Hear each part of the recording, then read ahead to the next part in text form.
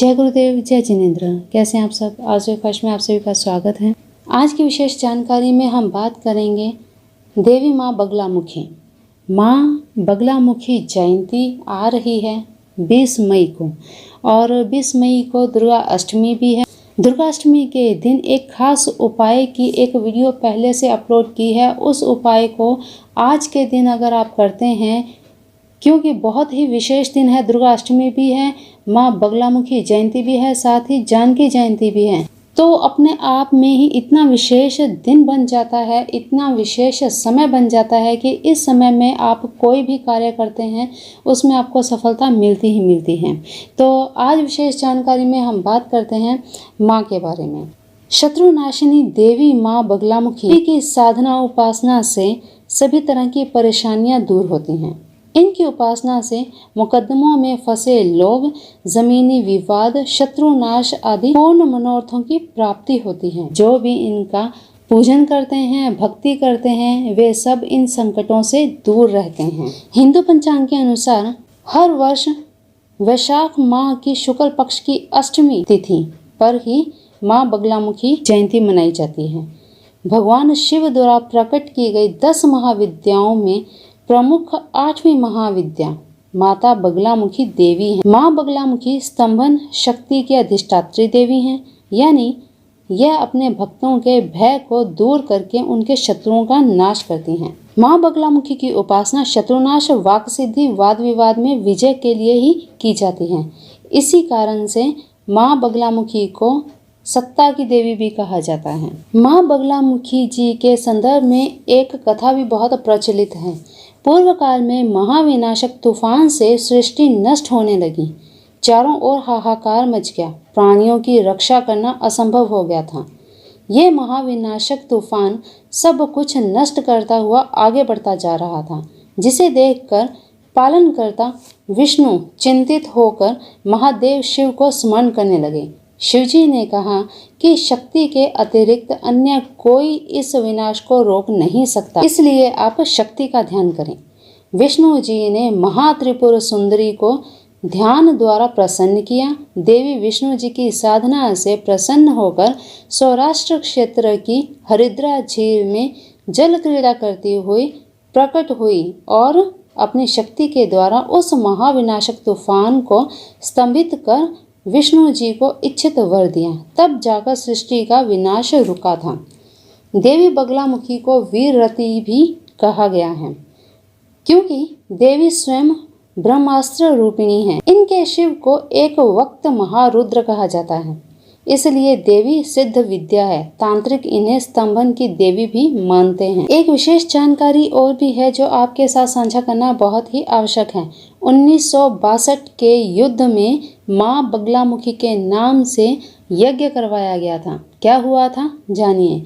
सन 1962 में जब भारत और चीन का युद्ध हुआ था, तब माँ पीताम्बरा पीठ के स्वामी जी ने फौजी अधिकारियों व तत्कालीन प्रधानमंत्री नेहरू के अनुरोध पर देश की रक्षा के लिए माँ बगलामुखी का 51 कुंडीय महायज्ञ करवाया था। ऐसा बताया जाता है कि 11वें दिन अंतिम आहुति के साथ ही चीन ने अपनी सेनाएं वापस बुला ली थी। उस समय यज्ञ के लिए बनाई गई यज्ञशाला आज भी दतिया में बनी हुई है, और साथ ही यहाँ लगी हुई पट्टिका पर इस घटना का उल्लेख भी है। चलिए जान लेते हैं माँ बगलामुखी की घर में किस तरह से पूजन करना चाहिए। जैसा कि समय कोरोना काल का चल रहा है, तो इस समय में बाहर जाना तो संभव नहीं है।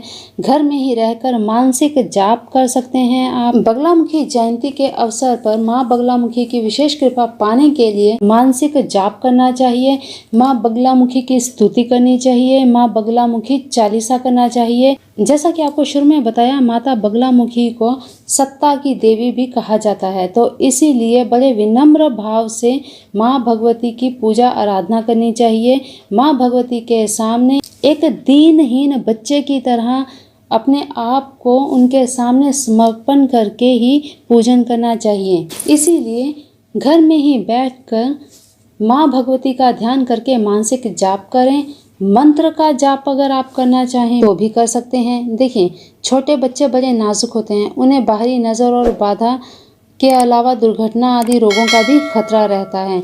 तो सभी तरह की रक्षा प्राप्त करने के लिए माँ बगलामुखी का रक्षा मंत्र अवश्य करना चाहिए। ये रक्षा मंत्र आपको हर संकट से बचाता है, ग्रहों की विपरीत दशा और गलत संगत से बचाता है।